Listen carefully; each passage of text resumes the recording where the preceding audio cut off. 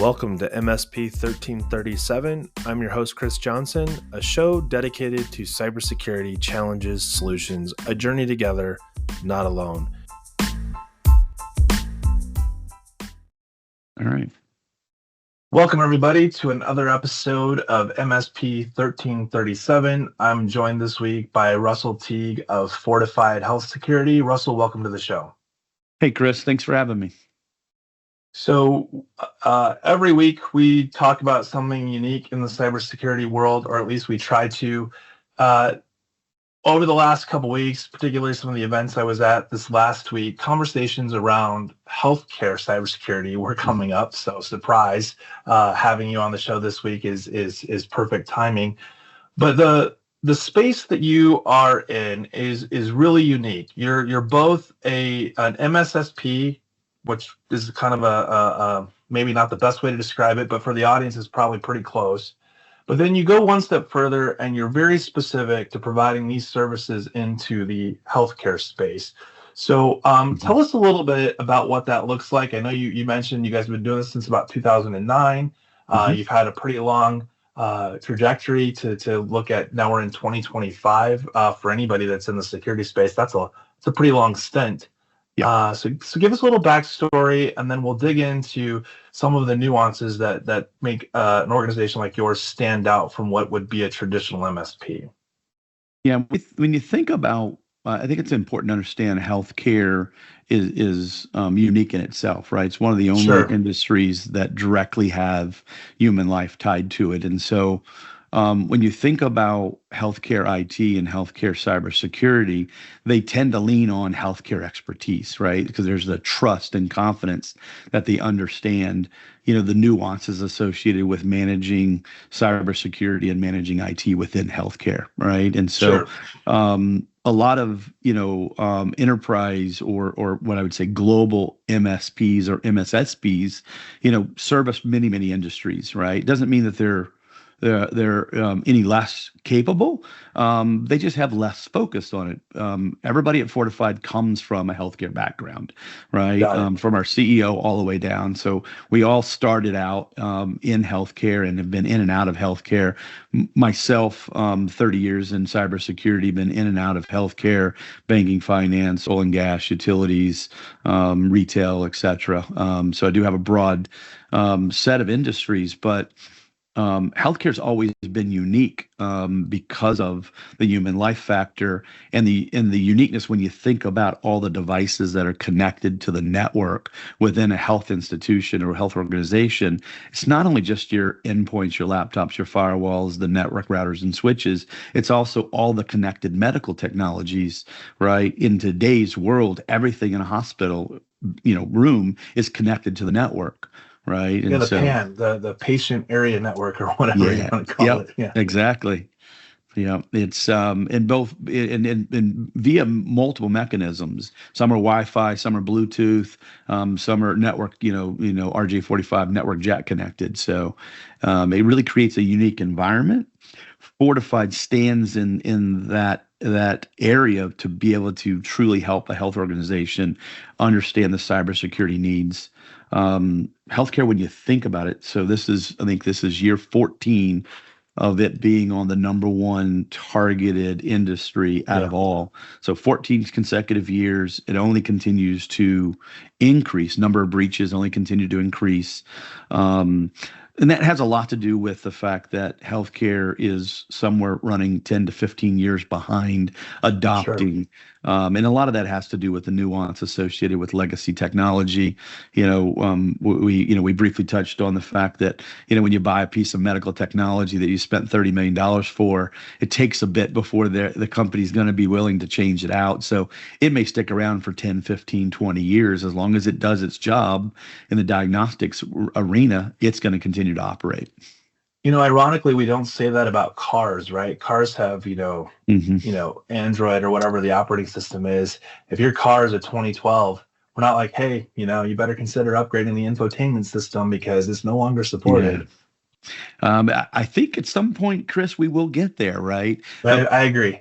those infotainment systems are also the command and control Right. of the car, and oftentimes controls the security modules, right? And as we connect all vehicles to the quote internet, and they have an IP address, they all become hackable, right? And so Sure. there will be a time that firmware and over the air updates will have to happen. I guess we're getting into the security of people, because human lives are at stake from that response thing too. Yeah. Yeah. Well, we talk a lot about, hacking the human. It's still the number one way Sure. that you gain access into a health organization or into any organization in general. Yep. Is hack the human, right? Via email phishing or malicious link somehow, right? If you can gain that foothold, social engineering as well, right? So let's talk about we were talking about this before we started the show, about sort of the area that MSPs generally play versus MSSPs, and why. Well, for one, there's extreme value in MSPs continuing to be really good MSPs, because things that we were mentioning earlier is like, in your role, you don't want to be distracted by the nurse that can't print. Those are efficiency and productivity things that are not the responsibility or the purpose behind the role that you play for that organization. It is, to your point, bad things happen all the time, and it's only getting worse. I think healthcare is only followed closely by K-12, and then there's actually a huge gap before the next vertical is included in that list. We were talking briefly about, in the MSP world, they manage largely on the NOC side of things, firewalls, printers, the endpoint, and they may in fact be handling some responsibilities around XDR and SIM services, but the focus is on the availability and efficiency of the local network, or the end user's ability to function. So I liked what you said about how you don't touch firewalls. So I think that's a great place to start. And if you would elaborate, because we know firewalls in some cases can do way too many things. How do you delineate that separation? Because we know that you can get a box that has things like IDS and IPS built in, but you don't manage the firewall, but you do manage things like IDS, IPS. Yeah. We don't directly monitor the firewall. We will advise on the firewall configurations, the rule sets. As part of our annual risk analysis, we'll review those firewall rule sets, look for risk and exposure, both internally and externally. Same thing when we, once we get either EDR or XDR deployed, SIM logs, we're ingesting firewall logs into the SIM. So we are having visibility of the security traffic that's moving through them. And we will advise on the security rule sets, right? The filtering. So that's a lot of correlation that would be helpful in making decisions around what you are seeing. Yep, that's exactly right. But we don't directly offer up-down monitoring of the hardware itself, right? Sure. So we're not monitoring whether that firewall is up in the NIC card is actively receiving traffic. It's not flapping, right? We're not monitoring CPU memory utilization, power supplies. We consider the delineation between a network operations center that's managing uptime and availability of devices connected versus managing the security elements of an organization. And so the firewall sits in the middle of that, because it's right. It's not only facilitating connectivity, but it's also facilitating the correlation of log data, which is around authentication, authorization, access, right, and network flow and traffic, right, being the filtering. So you're providing guidance there on things like, hey, your Cisco Catalyst switch is 2 firmware versions back. We've got some known vulnerabilities. We're advising the MSP to make these corrections, and you're probably reporting into then the CIO or whoever in the hospital system on like, hey, we've made these directives, and we'll keep track and monitor, but we're not going to go in and do that for you. Yeah, we run a fully managed vulnerability threat management service where we will scan those devices, identify current patch levels, vulnerabilities, firmware updates, those things, and we'll make recommendations. We do penetration testing, so we'll actually test the validity of your firewall to protect and restrict you internally versus externally. So we do a lot of those investigative work, but we don't actually manage those endpoint devices, firewalls, router switches, because we consider that then on the networking side, or where the true native of MSP lives, right? And I would imagine you're dealing with a lot of co-managed, right? You have hospital systems that have internal IT departments. They may even have some security resources as well.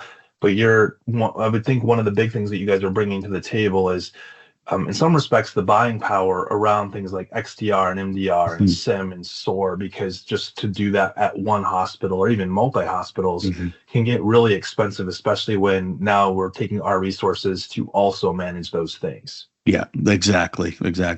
Our buying power across thousands of health systems, right, allows us to be able to do, cost averaging associated with our purchasing power of endpoint detection and response, SIM aggregation, right? The primary cost in SIM is really in the data, right? I mean, in the data volume, the noise. Yeah, sifting through that and getting it tuned. I don't know how many times I saw, we deployed the Tenable or fill in the blank, and it's like, man, this is a lot to tune. It's like, well, yeah, you turned it on and waited 6 months to do anything with it. That's right. And so now your log ingestion is just too high. So you got to tune all that out and filter it down. So one of the shifts that we see in the MSP space is the idea around, moving away from terms like trusted advisor, the account manager, or the VCIO, to start using language like vCISO. And I've always had a problem with the term vCISO because you're either the CISO, being a virtual CISO, does that mean that it comes with like no accountability and responsibility because I'm just virtually the CISO? And in many cases, in looking at the roles played, the term vCISO, especially in the MSP space, is more about providing guidance around products and tools and services that can help reduce the blast radius or the impact to an organization. But they're not really providing that business risk strategies and how to ensure that, not this tomorrow or in 6 months, but like in 3 years, this is the trajectory that we're on to continuously reduce those risks, while at the same time creating the opportunities to grow your business. Can you talk a little bit about, you guys use the language VC, so what does that mean? Like, who is the one responsible or holds it in their hands? So many organizations will engage a vCISO where they have either talent shortages or gaps, right? Sure. Because if you think about the talent within a health system, right, you've got people that have been there 25, 30, 35 years, right? And sometimes, the person that's responsible for security was a nurse, or a clinician years ago, and they've just migrated over years in the organization and now have moved into IT or clinical engineering and then ultimately moved into security. And so that's one pool of resources. The other pool of resources is college graduates coming out that have healthcare expertise in health information management that want to move into cyber. The problem with those is the legacy resources that have been there forever were never natively grown and didn't grow up in cyber. That's an extra hat that they're now wearing. Yeah, so if you can turn on an iPad, you're qualified, right? Right. And then the other pool of resources, which is the young college graduates, don't stick around, right? They're there for a year or two. They get their time and grade, and then they move on for a more high paying job in banking, finance, retail, oil and gas, everywhere else, right? Just because of the pay scales within healthcare. People that stay within healthcare have a passion to help and have a passion around care, and so you tend to end up with a set of resources that are not necessarily rooted in heavy cyber. To your point around vCISO, right? So they engage organizations like Fortified to be a vCISO because we're bringing years of expertise at being a chief information security officer. So all of our vCISOs have been CIOs or CISOs in health organizations today. And so they're bringing that worth of knowledge and experience in helping guide, and they do manage the enterprise risk. They do set strategic 3 to 5 year strategic plans and actually govern the maturity of the organization's cyber program through the journey, right? And we take them on that path. We Most of our clients, 95% of our clients are all managed service clients that have a 3 to 5 year contract with us where we're engaging in 24/7 security operations center stuff. So managing the EDR, SIM, connected med devices, as well as, providing annual risk analysis, penetration testing, vulnerability analysis, and offering advisory services around the chief information security officer role. We have that fractional, right? Where you're part-time, we're doing 8 to 10 hours a month, all the way to full-time where we're 40 hours on site operating in that capacity as a stand-in, chief information security officer. If you look at the HIPAA, the new rule-making process around HIPAA, we were calling HIPAA 2.0 for 2025. Sure. It even allows a provision that you can name a vCISO or an external party as your chief information security officer. It's following the NYDFS model. Mm-hmm. Yep. Especially if your revenue was below a certain dollar amount, and I would imagine in healthcare with some of the razor thin margins of staying afloat, getting into like your rural and state funded. Dollars are pretty tight. So going back to what you said about the 3 to 5 year contracts and thinking about the type of products and services that you're putting in there, in some cases, like the role of a vCISO even, to put the upfront cost of that and not spread it out over those 3 to 5 years, I would think that many of your clients would struggle to afford to put those products and services in place. They need that spread out a little bit. Mm-hmm. Most of our contracts are written either annually. All right. So we've set up payment terms that meets the needs of the organization. Sure. Most organizations don't have any challenges with funding the annual cost. Some of the smaller rural critical access that are extremely financial, constrained may go to quarterly payments and things like that. But we don't ask an organization to pay all 3 years or all 5 years up front. Right. And so we spread it out across generally an annual payment.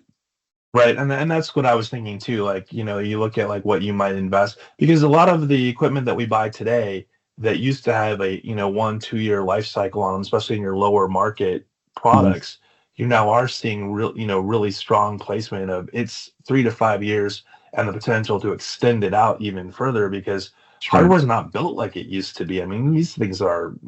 I'm still running a firewall. I won't say what it is because I'll just, someone will come after me. But I've been running the same hardware going on 7 years. And yes, the imaging and all of that goes with it has had to continuously be improved. But, hardware we bought 15 years ago wouldn't support a current OS running on it today. No. Exactly. Right. I mean,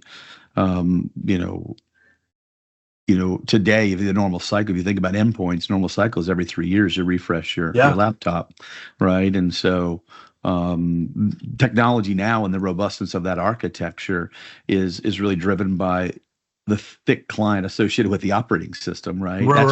That's what's driving the technology to move forward, right? And so if you're willing to run an older operating system, which obviously induces risk, you can operate older hardware, right? And so which is where we find healthcare sitting in most cases, right? Where they're running lots of legacy devices, both in their IT side as well as even in their connected med side. Well, yeah, we don't want to run too far backwards. We'll just use Windows 10 as an example. I mean, obviously it's showing its age, but at the same time, Microsoft is still trying to reinvent how to get people to move off of something that has been, widespread support, has lots of infrastructure built around it, and to just say, yep, tomorrow we're going to forklift this out and put in, fill in the blank. It's just not financially, it's not realistic for larger enterprises. Yeah, CFOs struggle with the value. Tell me why what we have today is not supporting the business need, right? And so, and then that's where the chief information security officers have got to change that conversation from. Like, availability is still there. That is what's most critical for healthcare, but availability also ties to continuity and resiliency, right? And if that device is vulnerable, then your continuity and resiliency goes down. Yeah, and disruption in services in the healthcare Mhm. space is a whole lot different than, me having a power outage in my home Mhm. office. That's correct. Yeah. When you could no longer take patients at your emergency room and you have to defer them to another hospital, and hopefully that hospital is just down the road, not 75 miles down the road. You get some of the critical access or rural areas where Yeah. hospitals are 75, 100 miles apart. That ED going on diversion creates a real problem. Yeah, I remember back in the early 2000s, data centers were obviously not as frequently or as close together placed. Regional Right. data center meant you were on one coast or potentially another. And I Yeah. remember a hurricane for our data center hit Florida, and we were redundant, but our other data center was in Atlanta. So they were both on the East Coast, but they were in Yeah. very largely different geographies. And before the one could come back online, they ran out of fuel to power the generators. So they went hard down, which caused problems with the data redundancy to the other Mhm. data center. That's right. And then that storm kept moving and it went down too before the first one could come back online. Yeah. And that was a really, really hard conversation to have with regards to, business disruption. And we were actually providing services to, fortunately, it was clinical trials. Mhm. It wasn't, emergency response or responsive systems. So, uh, talk a little bit about that because I think you talk about the rural and small 20-bed hospital or 20-bed care facilities. Um, how do you go about addressing things like the business continuity or in Mhm. more cases the business or service disruption as a Yeah. result of the things that you can't control?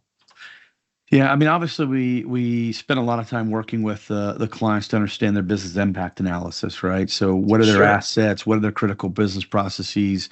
What needs to be functional to continue continuity of care, right? And so, when we can get a grounded understanding of what those critical business systems and critical business processes are, then we can really work on the business continuity side of the house, which is what do we need to do to make sure that those services stay up, right? Sure.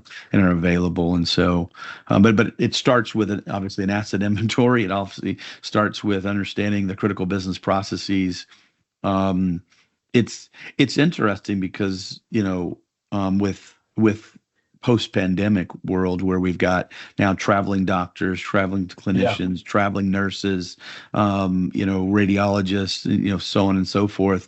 Um, um, they don't necessarily become an expert in how to operate in that health environment in a down situation. We've got nurses that have never operated in paper, right? They're Right. so new, and they work for 5 hospitals, and so they're not there long enough to actually be part of the business continuity training, downtime procedures, and things like Sure. that. So we find in health environments, because of the mobility of staff, we find oftentimes that the staff that's there at that point in time oftentimes hasn't ever gone through a DR test or a tabletop exercise or downtime procedures for that hospital. So they're Got it. I can see that being a huge nightmare, while at the same time, they're probably also used to working with different medical systems as well. So they Mhm. have insights that bring optimization that wouldn't be present had they not been in some of those other places. That's Catch correct. 22. Yep, that's correct. But They also um, get paid more to adapt on the fly, right? they're supposed to. Yeah, yeah, They're supposed to, but we all know, right? That first 12 to 24 hours of a major breach or ransom attack, it's chaos, right? I mean, everybody's like, wait a minute, right? All your ratios change, right? Your staffing changes. You're flooding people into the yeah, facility just to keep care going, and all of the electronic monitoring is down at that point, right? And so they're sure, trying to get to basic communications, how do I even get, medical charts so that I don't give the right, medication to the right patient, right? It's for those kinds sure. of basics assistance, right? To be able to make sure that you don't create harm to the patient. But yeah, the dyslexic doctor puts Sharpie on the wrong knee, right? That's right. So last thing, you've mentioned this a few times. I think this goes across all verticals. You've talked about business impact analysis. You've talked about risk assessment. Mhm. Um, I find so often that especially in the MSP space, the definition that's used to describe that is, well, I did a security assessment, I Mhm. installed an agent, ran a discovery, and that's it. Mhm. I'm curious what your thoughts are, because I'm confident that a business impact analysis or a risk assessment goes way beyond what you're going to find in scanning assets or scanning for assets on a Mhm. network.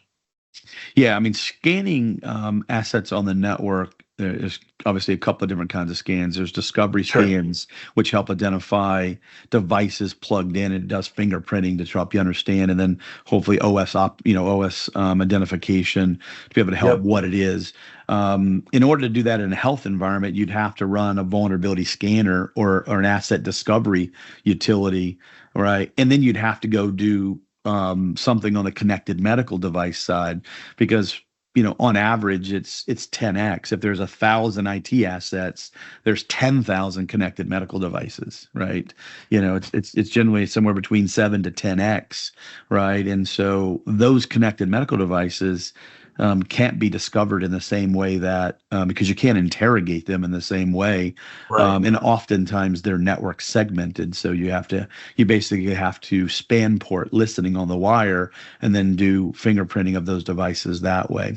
Um, and so um, when you think about security risk analysis, that's much more of doing a HIPAA, NIST, CSF, right? You're looking at control-based environments, heavily based in policy, Yeah. procedures, and processes.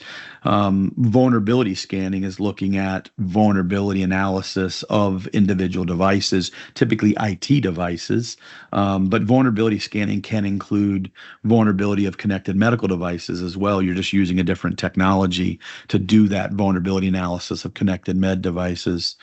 And then you're using, right, all the other threat intelligence data that you're getting Sure. from your XDR, NDR, SIM, gathering your security event logs off of your, endpoints, devices, router switches, and aggregating all that into an enterprise SIM. What does the average report time look like for something like that? That you go back and you're putting together a report. I always think that some of the things that we miss, and this is not specific to MSPs or MSSPs, is does the report tell enough of a story Mhm. to who you're presenting it to, while at the same time not inundating them with acronyms and things that they don't necessarily understand or care about, just wanting to Yeah. know, like, how bad is it? How long will it take us to be in a place of we can sleep at night? hmm Yeah, it's a great question, and one of the things that we solved by bringing Fortified Central Command. So we have a platform where we deliver all of our services through Fortified Central Command. It's not something that we sell. It's not something that you buy a subscription to. If you have annual risk analysis with us, you get Fortified Central Command. If you have vulnerability and threat management services with us, you get Central Command. If you have SIM or SOC services or EDR, XDR services, or connected med services with us, you get Fortified Central Command. It is how we communicate and how we interact. And so we take all of that information and it's presented in a way that is consumable both by the technician, right, by the engineer, and by the board and executive team members, right? Because our goal is to take that information, translate it into actual enterprise risk, and then drive that into corrective action plans, and then really facilitate that enterprise risk management strategy with presenting risk to committees, driving funding associated with that so that we can actually mature the organization in a Sure. meaningful way over time. I would imagine that also brings with it, because you're not just servicing, one hospital system. Mhm. You also get the ability with Central Command to do risk correlation across those that you manage, and maybe even beyond Mhm. that with your threat That's intelligence feeds, to be like, hey, you're not seeing this, but we are, mhm. and it's coming your way, and here are the proactive things that we need to Yep. do. That's exactly right. Right. We do aggregate each individual tenant. All right, is a separate RBAC or role-based access control. So the data is segregated, but we do have the ability to mine across the data lake and look for commonality of vulnerabilities and begin to vet trends, right? Threat trends associated with that. I spend a lot of my time, on the speaking circuit at the major conferences, doing a lot of the trending analysis as well as the curation of our annual, we do twice a year called a Horizon Report, and where we look at healthcare cybersecurity at mid-year and at end of year. And so that really helps us understand the state of healthcare and the state of cybersecurity within healthcare. Wow, I guess I got chirps in my ears all of a sudden. I don't know if you heard that, but we are at the end of our time. Any last thoughts that you wanted to share with our audience before I let you go? Yeah, no, I think it's important to think about healthcare has been targeted and is still today remains the number one threat actor target within the healthcare industry. We're not at the tipping point yet, right? And so cybersecurity is patient safety, right? And when we think about that, and why we think about that is we're all patients at one time or another, or we all know patients, whether it be your wife, your kids, your family members, your mom and dad, right? And so we think about it, Fortified thinks about it as in we're all patients and we're here to protect that patient, and making sure that healthcare has the capability to provide that continuity of care, whether it be in a single facility or whether it be in a global facility across the board. I like it. To some extent, that's the goal that we have across all verticals, right? Is to make sure that the people are protected. Obviously, there's a significant more risk with those that are hooked up to machines and those being interrupted. But well, Russell, I appreciate you being on the show. For those of you listening, this has been an episode of MSP 1337. Thanks and have a great week. Thanks, Chris.